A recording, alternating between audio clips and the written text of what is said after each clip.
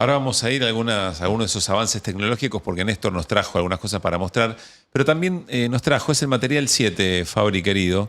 Esto que Néstor planteaba sobre China en términos generales y una perspectiva histórica siempre estuvo en el centro o siempre ocupó el centro, digamos, en términos de comercio, Sí, por de lo menos desarrollo. durante muchos siglos, Sí. más que los 5 siglos que dominó Europa. Y esto es, Bueno, a explícanos ver, qué es esto. fíjate, ese gráfico muestra, lo que dice arriba de todo, Great Ming es la dinastía Ming, que gobernó más o menos, es la anteúltima dinastía de China, ¿no? En los siglos XV, XVI, XVII.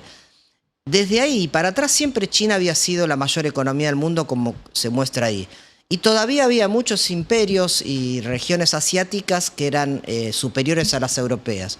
Cuando en el siglo XV Europa se empieza a expandir, obviamente Inglaterra sobre todo, después Francia y demás, empiezan a desplazar la riqueza que tenía China. Y este gráfico que dura bastante, ahí ya vemos que la dinastía Ming, que es China, ¿no? Ya cayó al segundo lugar. Y después va a seguir cayendo, porque crece, como digo, el colonialismo británico, que coloniza África, que coloniza la India, que coloniza parte de América, España, Portugal, Francia, todos los países que se expandieron. Estados Unidos se suma después. Y luego de 1949, cuando es la revolución de Mao, saltando mucho en el tiempo, China, que había caído al puesto 20 o 30, empieza otra vez a recuperar posiciones y hoy está de nuevo en el segundo lugar. Entonces, este gráfico animado lo que muestra es eso, cómo China era... Y acá como empieza a subir, acá lo adelantamos Claro, para ver el proceso. Estados Unidos desde fines del siglo XIX, principios del XX, pasa a ser la primera economía mundial. Fijemos que China ahí cada vez va apareciendo menos. Sí. Y después de 1949, pero sobre todo después de las reformas de Deng Xiaoping, en los años 80 y 90, donde más se consolidan, China vuelve a crecer y va desplazando de nuevo a todos, hasta que se ubica hoy en un segundo lugar muy cerquita de Estados Unidos. ¿Qué es eso de las dinastías? ¿Qué es exactamente una dinastía y de qué manera es la conducción política de un país? China tuvo como 3 grandes etapas, ¿no? En su historia muy larga de 4 o 5 mil años. Una China antigua, con muchos reinos peleándose entre sí. Eso dura hasta, digamos, el siglo II antes de Cristo, pongamos. En el siglo II antes de Cristo se unifica China con la dinastía Qing, que de ahí deriva el nombre de China. El nombre China en Occidente, ¿no? Porque ellos a sí mismos se llaman el país del centro, lo cual no es poca cosa. ¿China no se reconoce como China? ¿Sabe que China, Occidente el le nombre llama oficial de China es Zhongguo. Y Zhongguo quiere decir reino del medio o reino del centro. Fíjate, este mapa es interesante también. Así ven los chinos el planiferio. Asia Oriental en general lo veo así, ¿no? China es esa mancha rosada que está en el medio de todo. Sí. Y es muy distinto a como lo vemos nosotros, porque ahí lo que domina el planeta es el Pacífico. Yo siempre empiezo mis clases con este mapa. Los chinos se ven a sí mismos ahí. El mundo para ellos es ese, el Pacífico es lo dominante, no el Atlántico, y ellos están en el medio. Zhongguo es el reino del medio. Mirá vos. Entonces, Ese es el nombre oficial. El nombre oficial. Entonces, vos me decías, hay una China antigua, hay una China imperial, que es cuando se unifica China en el siglo II a.C. y empieza un imperio chino que se divide en muchas dinastías. Dinastía es una casa real, es como las casas reales de Europa, que duran 1 siglo, 2 siglos, 30 años, 3 siglos, en fin, hubo más de 20 dinastías en China. Y la última dinastía imperial cae en 1911, y a partir de ahí empieza una república en China. Primero una república que fracasa, y que es combatida por el Partido Comunista de China, porque era una república burguesa, una república que no combatía el feudalismo, y en 1949 empieza la era actual, que es la República Popular China, que es la que funda Mao, ¿no? A su vez, la República Popular tiene un periodo maoísta de unos 25 años, muy importante, porque Mao sienta las bases de la industrialización, acaba con el analfabetismo, libera las condiciones de terror que tenían las mujeres en China, que son la mitad de la población china. Mao hablaba de las mujeres que sostienen el cielo. Nuestra última revista habla de eso, las que sostienen la mitad del cielo. Aprovechamos y se Y después en los 80, 90 empieza la China actual, ¿no? La China modernizada. Dandai es la revista de intercambio cultural entre Argentina y China, la primera, ¿no? Del cual Néstor es director. Y después empieza con Deng Xiaoping, desde 1978 en adelante, la China que conocemos hoy, la de la apertura y la reforma, que todos los presidentes que siguieron, incluido el actual Xi Jinping, continuaron. La gran diferencia hoy de Xi Jinping respecto de los anteriores es que China ya juega en las grandes ligas, digamos. Entonces no solo se tiene que ocupar de la continuidad de esas reformas internas de China que todo el tiempo están innovando, sino que también tiene que atender lo global, porque China es hoy un jugador de peso en distintas regiones del mundo. Quizás en América Latina reconoce que hay una primacía estadounidense, pero no va a dejar de tener relaciones, inversiones y comercio con países que le interesan mucho, con Brasil, con Argentina, con Perú, etc. ¿Y cómo ha logrado en este periodo tanta cantidad? ¿Por qué plan quinquenal van? El número 15. ¿Cómo han logrado 14 o 15, perdón, ahora estoy... 14 o 15 planes quinquenales sin que el ejercicio de libertades, como las conocemos, por ejemplo, en Occidente, interfieran en esa posibilidad? Porque de lo más importante, por lo que contás, es haber sostenido un proyecto. Eso que aquí a veces, Sí. no sé, bueno, un consenso amplio, que sostenga determinados pilares, que tenga objetivos compartidos. ¿Cuál es el secreto para el modo de organización política de China para lograr eso? Bueno, eso es fundamental porque la continuidad de sus planes de desarrollo tienen que ver con eso, con poder planificar a largo plazo, con saber que los planes ellos tienen planes para 2030, para 2050, etcétera, etcétera, porque saben o consideran que va a seguir esta planificación. Yo creo que Asia tiene, en general, no solo China, y yo diría, gran parte del mundo no comparte los valores de la democracia liberal que nosotros supimos conseguir por nuestro eurocentrismo. Es decir, la democracia liberal, multipartidaria, como la conocemos y como la apreciamos, es en un lugar relativamente chico del mundo. Es Europa, Norteamérica, un poquito de Oceanía y América Latina cuando pudo. Cuando no funcionó, te encajaba en una dictadura militar. Asia tiene otra historia, Asia tiene los valores asiáticos. No digo ni que sean mejores ni peores, digo, el concepto de democracia, de conducción política que tiene Asia es muy distinto al de Occidente. Tienen un nivel de jerarquía y de poder vertical muy grande. En el caso de China le viene el confucianismo, ¿no? Una sociedad jerarquizada, ordenada, con un gobernante respetado, moralmente apto y que la gente le responda. Y entonces nuestra agenda o nuestra mirada de China debería aceptar eso, no querer imponer esos valores de prepo en una sociedad como la asiática.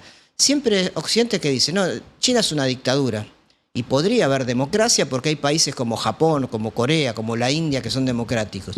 Y yo me pregunto, en Japón, por ejemplo, gobernó desde que son derrotados en la Segunda Guerra Mundial y termina el imperio japonés, Japón fue gobernado siempre por el mismo partido político, salvo muy poquitos años.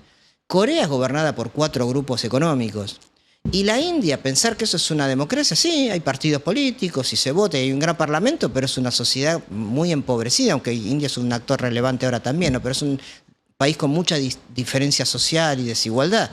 O sea, son modelos que le queremos encajar a Asia o a China, desconociendo la historia que ellos tienen, que es una historia completamente distinta. Y por otro lado, para cerrar un poco el sistema político chino, daría para hablar mucho, no es tampoco una dictadura de partido único que hace todo. Insisto, hay un sector privado potente, hay otros partidos de oposición, entre comillas, que forman parte de un consejo asesor del Partido Comunista, que son aliados del partido.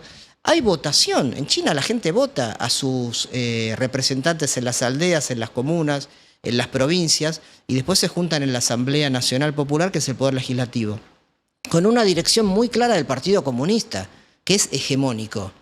Pero no es que no hay, que es una dictadura atroz como la que nosotros vivimos con Pero si alguien Videla. quisiera hacer otro partido, un partido de oposición... Hay puede. partidos de oposición que solamente tienen lugar en la conferencia consultiva del pueblo chino, que es como un órgano asesor del gobierno, pero no participan de la elección del Poder Ejecutivo, por ejemplo, de los ministros, del Consejo de Estado, que está dominado por el Partido Claramente Comunista. eso de Occidente es leído como poco democrático, digamos. Claro, pero también uno se debería preguntar por los resultados. Esa democracia de la cual presume Occidente, sí, funcionó muy bien y la hemos disfrutado mucho en Occidente en términos de libertades individuales durante mucho tiempo, pero hace rato que está haciendo agua por muchos lados. Y lo que ve el pueblo chino es que ese otro modelo, que no tiene por qué ser igual al nuestro, les da resultado.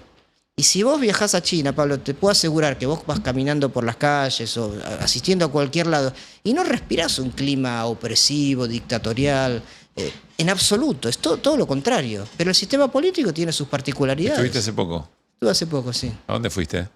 Estuve en Pekín, que ya había ido varias veces, en Chengdu, que es una ciudad muy importante, donde Argentina quiso poner un consulado en el gobierno de Alberto Fernández y cuando cambia Milei lo trunca. Y es una lástima porque Estados Unidos, por ejemplo, tiene consulados en esa zona. Uruguay, Brasil, porque es una zona del centro de China que se empezó a desarrollar mucho.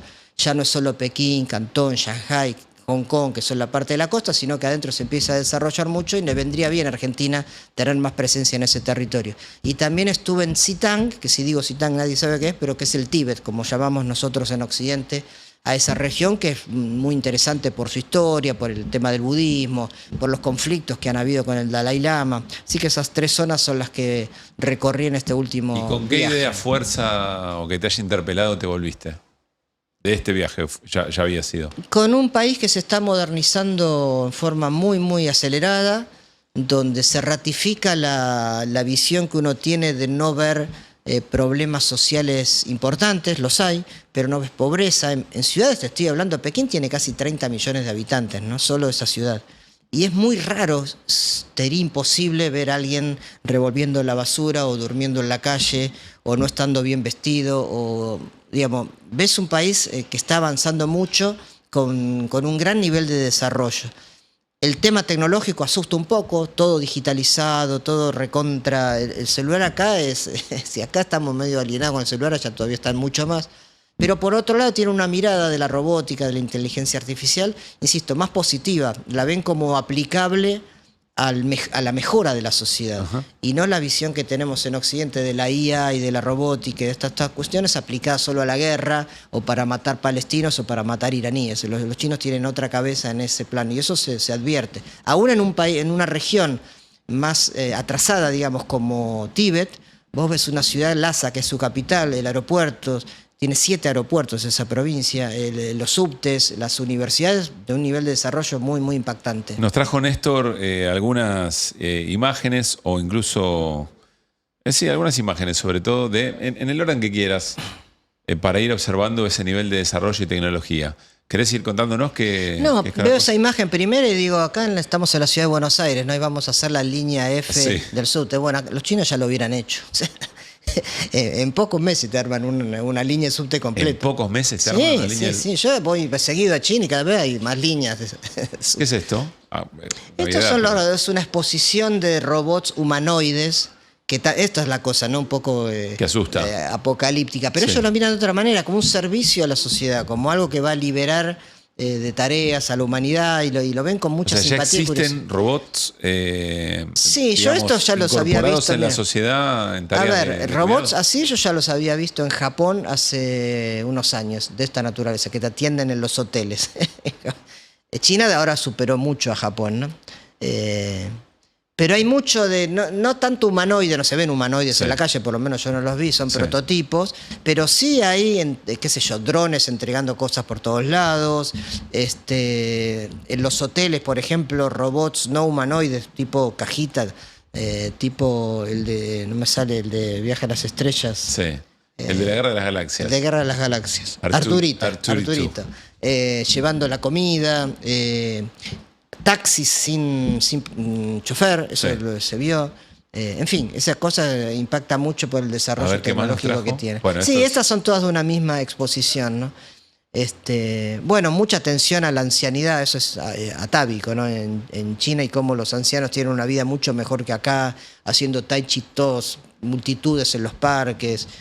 Pero eso ya es más cultural, confuciano No hay también. un día de la semana en la que se movilicen ante el Congreso No, ni chino. menos que le peguen. Hablamos de una dictadura en China y acá te palean. O sea, la verdad que. Buen punto. ¿Te gusta lo que estás viendo? A mí me gusta, pero si a vos también te gusta, sumate que te necesitamos, o mejor dicho, los necesitamos. www.seviene.com.ar. Desde 7.000 pesos por mes pueden apoyar a este proyecto haciendo clic en el botoncito que dice Se Viene. Súmense que queremos que sean parte.